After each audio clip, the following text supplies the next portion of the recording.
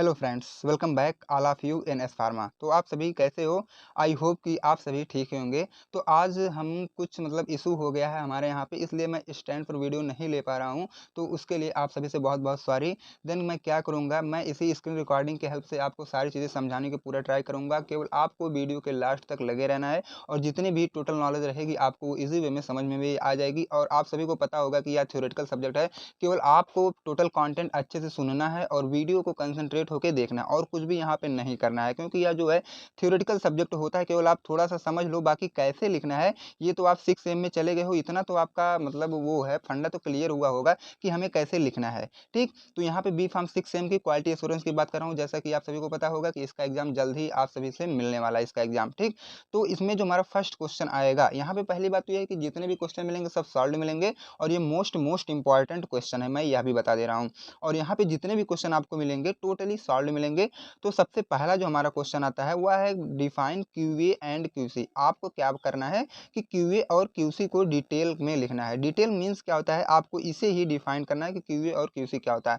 अगर इसके full form की बात करें क्यूए का, तो हमारा इसका फुल फॉर्म होता है क्वालिटी एश्योरेंस। अब देखो, क्वालिटी एश्योरेंस होता है कि क्वालिटी के एश्योर करना। जैसे कोई प्रोडक्ट बन रहा है, उसकी क्वालिटी को आपको क्या करना है, एश्योर करना है। ठीक है, एश्योर यही एश्योरेंस, इसी को क्वालिटी किसी मान लो कोई भी फार्मास्यूटिकल प्रोडक्ट बन रहा है, उसकी क्वालिटी को आप एश्योर करो, टेस्टिंग करो उसका कि वो अच्छे से बना है कि नहीं, हमारे कस्टमर तक अच्छे से जा रहा है कि नहीं, हमारे कस्टमर जो अच्छे से वर्क कर रहे हैं कि नहीं। ये सारी चीज़ें आपको कनेक्ट में रहना है और टोटल नॉलेज आपको इसी क्यूए से ही के ही हेल्प से आपको लेना है। मीन्स अब आपको थ्योरेटिकल में क्या लिखना है कि quality assurance means making sure a product और service is good and work well before it reach the customer. अब सबसे पहले क्या करना है, कोई भी अगर प्रोडक्ट आप बना रहे हो, सबसे पहले उसकी क्वालिटी ये सारी चीज़ें आप चेक कर लो। ठीक है, तब उसको कस्टमर तक पहुँचाओ। ठीक, ये हमारा क्वालिटी एश्योरेंस। क्वालिटी एश्योरेंस आपका जो मेन फोकस करता है वो प्लान, डॉक्यूमेंट और जो भी प्रोसीजर होते हैं हमारे क्वालिटी को अच्छे बनाने में, ये सब उसमें क्या है, हमारे हेल्प करते हैं। ओके, अब हम चलते हैं अपने नेक्स्ट वाले, इसी पार्ट का नेक्स्ट में है, ये हमारा है उसके बाद क्यूसी। क्यूसी मीन्स क्या होता है, क्वालिटी कंट्रोल। अब वहाँ पे क्वालिटी को आप एश्योर कर दे, ठीक है। अब यहाँ वहाँ पे आप टेस्टिंग कर रहे थे, यहाँ पे आपको क्या करना है, उसी क्वालिटी को कंट्रोल करना है। अब quality control means checking the find product to make sure it's meets the required standard. अब देखो क्या है, जैसे कोई भी आप काम करने जाते हो ना, तो एक स्टैंडर्ड की हेल्प लेते हो। स्टैंडर्ड की हेल्प मीन्स ये होता है कि जैसे जो भी हम काम करने जा रहे हैं उसका पहले हम लोग क्या है, कोई सैंपल लेते हैं। अब सैंपल लेके तब जाके हम लोग क्या है उसको उसकी सारी चीज़ें हम लोग चेक करते हैं। कोई एक सैंपल उठाते हैं ना, तो उसी सैंपल के हेल्प से हम लोग करते हैं। और सैंपल क्या है, स्टैंडर्ड होता है, और जो हम बताते हैं वह क्या होता है, सिंपल हमारा होता है। ठीक है, उसी स्टैंडर्ड की हेल्प से हम लोग अपना जो बनाते हैं उसी को टेस्ट करना होता है। अब इसमें क्या क्या इन्वॉल्व होता है, inspecting, testing, measuring the product after it's made. अब देखो क्या है, प्रोडक्ट बनाने के बाद आपको उसको क्या करना, इंस्पेक्शन करना है, टेस्ट करना है, उसको मेजर करना है, सारी चीज़ आपको डिटेल में कर देना है। ठीक है, बाकी नेक्स्ट क्वेश्चन जो हमारा आता है वह नेक्स्ट क्वेश्चन है आपका, write the role of recalling. अब यहाँ पे आपको कुछ भी नहीं करना है। रिकॉलिंग का रोल क्या है, रिकॉलिंग होता है कि अगर देखा जाए क्वालिटी एश्योरेंस से हट के अगर देखोगे तो रिकॉलिंग होता है किसी को बुलाना। रिकॉलिंग आप उसे दोबारा बुला रहे हो, बट यहाँ जो क्वालिटी एश्योरेंस है उसके अकॉर्डिंग हमें क्या देखना है, recalling means taking back defective और अनसेफ प्रोडक्ट्स फ्रॉम कस्टमर और मार्केट।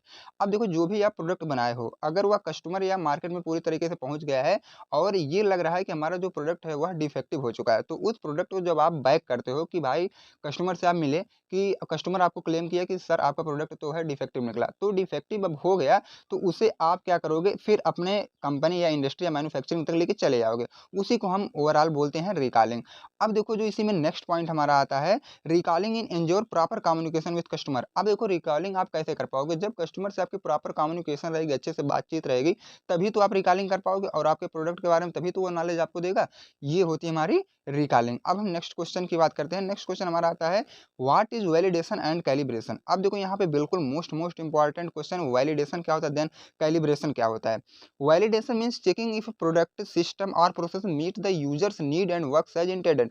अब देखो, वैलिडेशन ये होता है, जैसे कोई भी प्रोडक्ट आप बना रहे हो, वो यूजर या वर्कर्स तक गया है और वह उसका आप प्रोडक्ट को चेक करो। ठीक है, उसके सिस्टम को चेक करो या तो उसके प्रोसेस को चेक करो, जो वह उसके यूजर से वह मिले। ठीक है, अब देखो नेक्स्ट क्या है, कैलिब्रेशन। कैलिब्रेशन में हम ये देखते हैं, calibration means adjusting and checking measuring instrument to ensure the give accurate result.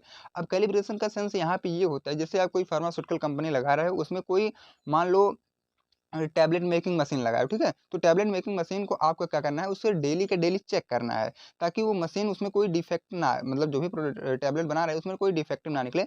उसी को हम बोलते हैं कैलिब्रेशन। तो कैलिब्रेशन मतलब होता है अपने जो इंस्ट्रूमेंट है वो क्या है, चेकिंग हमें मतलब प्रॉपर वे में करना चाहिए ताकि वो एक्यूरेट रिजल्ट दे सके।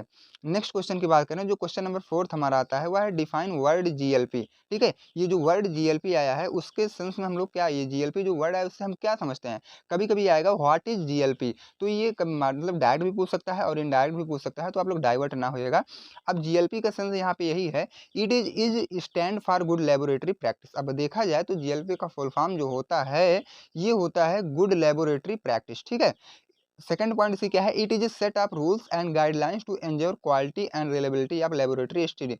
अब देखो क्या है, लेबोरेटरी स्टडी की जो भी रूल्स गाइडलाइन होती हैं क्वालिटी को चेक करने के लिए, उसमें ये सब जीएलपी में ये सारी चीज़ें लिखी होती हैं। It's mainly use in non clinical research such as testing chemical drug cosmetic for safety. अब देखो इसका जो यूज होता है ज़्यादातर वो नॉन क्लिनिकल रिसर्च के लिए होता है, और वह नॉन क्लिनिकल रिसर्च हमारे होते हैं जैसे कि केमिकल की टेस्टिंग में, ड्रग की टेस्टिंग में, कॉस्मेटिक की टेस्टिंग में। और ये क्यों करते हैं, ताकि वो सेफ और सुरक्षित हमारा बना रहे। नेक्स्ट क्वेश्चन की बात करें फिफ्थ का, तो वो आता है डिफाइन क्वालिफिकेशन। अब ये वर्ड क्वालिफिकेशन से आप क्या समझते हैं?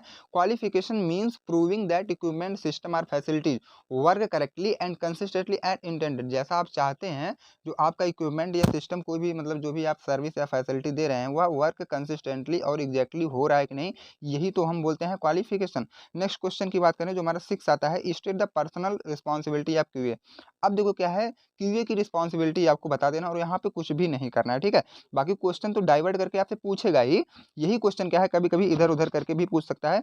यहाँ पे आपको केवल वही बताना है कि क्यूए की पर्सनल रिस्पॉन्सिबिलिटीज क्या होती है। क्यूए की रिस्पॉन्सिबिलिटी जो होती है, एंश्योरिंग क्वालिटी स्टैंडर्ड, ठीक है? उसके बाद डेवलपिंग प्रोसीजर, उसके बाद प्रोसेस मॉनिटरिंग, उसके बाद डॉक्यूमेंटेशन कंट्रोल। यही हमारी क्यूए की रिस्पॉन्सिबिलिटी होती है, 3-4 होती है। बाकी आप बहुत होती तो बहुत है, लेकिन इतना मैं यहाँ पे लिख के लाया हूँ जितना आपको एग्जाम टाइम में प्रॉपर वे से ये याद हो सकें। ओके, अब हम देखते हैं question number 7, define complaints and it's type. यहाँ पे आपको बता देना है कंप्लेंट क्या होते हैं और यह कितने टाइप के होते हैं, और यहाँ पे आपको कुछ भी नहीं करना। कंप्लेंट मतलब होता है शिकायत, ठीक है? और वह शिकायत कितने प्रकार की होती है, आपको यही तो बताना है और कुछ भी नहीं बताना है। ए कंप्लेंट इज एनी रिपोर्ट, ठीक, सबसे पहले तो क्या है, जो हमारी कंप्लेंट होती है एक रिपोर्ट की तरह होती है, from a customers or user about a problem और डिससेटिस्फेक्शन विथ ए प्रोडक्ट और सर्विस। कोई भी जब कस्टमर होता है, ठीक है, या तो उस आपके प्रोडक्ट को परचेज करने वाला, जब वह क्या है, कोई भी आपके प्रोडक्ट में कोई भी प्रॉब्लम या डिससेटिस्फेक्शन, या तो आपके सर्विस में कोई भी प्रॉब्लम या डिससेटिस्फेक्शन होता है, तो वह क्लेम करता है। क्लेम मतलब होता है कंप्लेंट्स करना। तब वही जो आप लिखते हो या वो लिख के देता है, एक राइटर मतलब रिटन लेटर देता है ना, वही हमारा होता है कंप्लेंट्स। अब हम टाइप की बात कर लेते हैं, तो यह बेसिकली अगर देखा जाए तो 4 ही टाइप के होते हैं, बाकी और भी टाइप के होते हैं। हमें यहाँ पे फोकस करना है केवल 4 पे। जैसे कि एक हमारा होता है लेवलिंग एरर, जब हमारे क्या है, जो हम प्रोडक्ट बना रहे हैं उसका जब लेबल करते हैं ना, जब वहाँ पे कोई कमी आ जाती है तो उन्हें हम बोलते हैं लेवलिंग एरर। नेक्स्ट क्या है, उसके बाद पैकेजिंग इशू, जब हम कोई भी प्रोडक्ट बनाते हैं तो उसका पैकेजिंग में हमें बहुत ही बेहतर तरीके से करना चाहिए, तो जब उसमें कोई इशू आ जाए तो उन्हें हम बोलते हैं पैकेजिंग इशू। नेक्स्ट वाला क्या है, परफॉर्मेंस प्रॉब्लम। अब देखो परफॉर्मेंस प्रॉब्लम, जैसे कोई भी आप प्रोडक्ट बना रहे हो, ये दावा करते हो कि हमारा प्रोडक्ट अच्छा है, क्वालिटी सेफ्टी एफिकेसी सारी चीज़ें इसमें इन्वॉल्व हैं, बट क्या होता है कि आप जो बताए हैं उसके अकॉर्डिंग आपका प्रोडक्ट चलता नहीं है, तो उसमें क्या है, उसके परफॉर्मेंस में जब कुछ प्रॉब्लम आती है तो हम बोलते हैं परफॉर्मेंस प्रॉब्लम। नेक्स्ट हमारा आता है सेफ्टी कॉन्सर्न, जो आप प्रोडक्ट बनाए हो ये दावा करते हो कि हमारा प्रोडक्ट बहुत ही सेफ है, बट जब यूजर उसे यूज कर रहा है तो सेफ्टी का कोई रूल नहीं वहाँ पे दिखा, ठीक है? तो ये होता है सेफ्टी कॉन्सर्न। अब नेक्स्ट क्वेश्चन की बात करें, व्हाट इज टीक्यूएम। अब देखो यहाँ पे टीक्यूएम क्या होता है, टीक्यूएम मीन्स अगर ये देखा जाए इसका फुल फॉर्म होता है टोटल क्वालिटी मैनेजमेंट, ठीक है? अब देखो ये management approach focus on continuous improvement quality across the organization. जो भी आपकी ऑर्गेनाइजेशन या संस्था है वो एक कोई प्रोडक्ट बनाती है, ठीक है? तो लगातार हमें उसकी क्वालिटी पे फोकस करना ही होता है टोटल क्वालिटी मैनेजमेंट, और आप ओवरऑल क्वालिटी को भी मैनेज करोगे आप ही, ठीक है? अब नेक्स्ट क्वेश्चन की बात करें जो 9th वाला आता है, इलैबोरेट आईसीएच। अब देखो क्या है, आईसीएच क्या होता है, इसको आपको डिटेल में या इलैबोरेट करना है। ICH provides global quality standard. अब देखो क्या है, ये ग्लोबल क्योंकि ग्लोबल लेवल से ही हमारे मतलब कोई प्रोडक्ट है उसके क्वालिटी को स्टैंडर्ड में ये हेल्प करता है। बाकी देखो नेक्स्ट वाला पॉइंट इसी में आता है, आईसीएच हेल्प्स क्यूए टीम। ये क्या करती है, क्वालिटी एश्योरेंस की टीम को हेल्प करती है follow internationally accepted quality guideline for pharmaceutical product.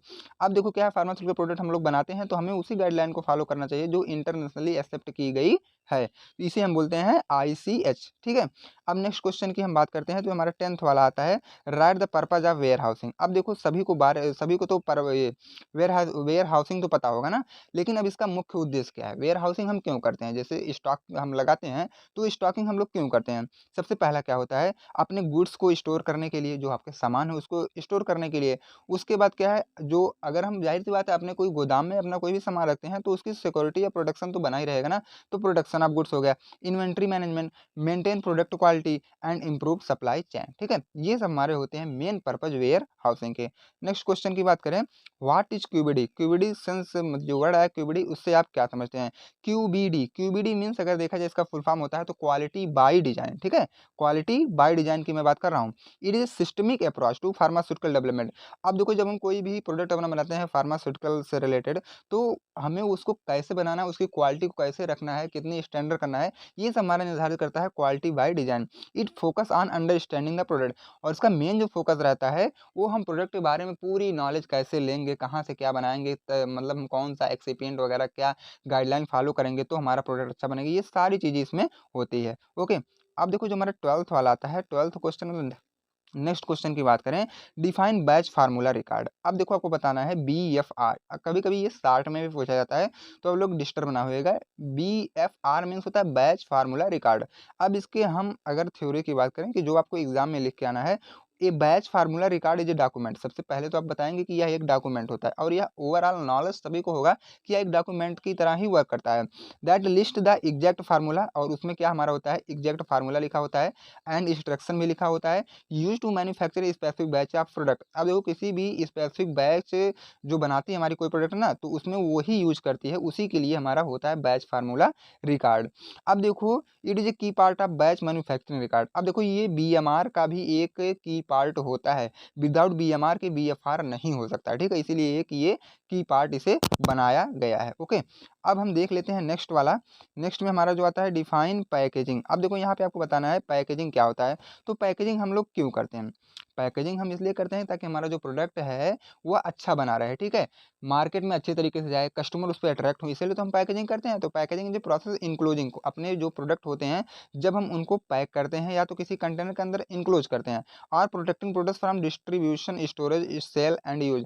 अब देखो ये जो प्रोटेक्ट करते हैं, इनक्लोज करते हैं, वो किस लिए करते हैं, ताकि हमारा प्रोडक्ट अच्छे से मार्केट में डिस्ट्रीब्यूट हो सके, वेयर हाउस में स्टोर हो सके, अच्छे से सेल हो सके, और जो कस्टमर उसको अच्छे से यूज कर सके, इसलिए हम लोग करते हैं packaging. Main purpose of packaging protects product from damage, contamination and environmental factor. Main purpose अगर देखा जाए तो इसका होता है कि किसी भी मतलब इन्वायरमेंट से हुआ बचने के लिए, या तो कोई भी डैमेज उसमें ना आए, कंटामिनेंट उसमें ना लगे, या तो इन्वायरमेंटल फैक्टर का अटैक ना हो, इसलिए हम लोग करते हैं पैकेजिंग। ओके, अब हम देखते हैं नेक्स्ट क्वेश्चन जो हमारा 14 वाला आता है, what is retrospective validation. Retrospective validation जो टाइप ऑफ वैलिडेशन, यह भी एक तरह का वैलिडेशन ही होता है। That is done after the product. ये क्या है, प्रोडक्ट बनाने के बाद, जैसे आप कोई प्रोडक्ट बना लिए हो उसके बाद की जो हम टेस्टिंग करते हैं वो होता है रिट्रोस्पेक्टिव वैलिडेशन। ओके, अब नेक्स्ट वाला जो पॉइंट आता है, it is based on past data. ये क्या है, पास्ट डाटा पे पूरा बेस्ड होता है। जैसे हम कोई प्रोडक्ट बना लिए उसके बाद इसमें हम एनालिसिस करेंगे, चेकिंग करेंगे। ओके, अब जो हम नेक्स्ट वाला देखते हैं, here are no new batch are more. यहाँ पे कोई और नया बैच नहीं रहता, जो हमें बन के निकलता है उसी को हमें क्वालिटी को वैलिडेट करना होता है। ओके फ्रेंड्स, तो यहाँ पे कुछ इसी की वजह से मैं इस टाइम पे वीडियो नहीं ले पाया हूँ, इसके लिए आप सभी से सॉरी। बाकी बेस्ट ऑफ लक, आपका एग्जाम बहुत ही अच्छा जाएगा, मिलते हैं। देखो ये अब तो आप सोचोगे कि सर अब 6 सेम खत्म हो रहा है, लाओ चैनल को हम सब्सक्राइब कर देते हैं या इनको भूल जाते हैं। तो अगर ये सब करते हैं तो ऐसा ना कीजिए, क्योंकि मैं 7th सेम में कुछ इसी अंदाज में फिर से आपके साथ मैं मिलूंगा। ओके, 7th सेम में आपको 2 marks, 7 marks, 10 marks total solve मैं कराऊंगा। इस बार हमें क्या है, थोड़ा सा टाइम कम मिला, इसलिए मैं नहीं करा पाया। देन प्रॉमिस कि 7th सेम में मैं टोटल वो जितने भी कंटेंट होते हैं मैं आप सभी तक प्रोवाइड जरूर करूंगा। Thanks for watching this video, मिलते हैं अब आपसे मैं 7th सेम में।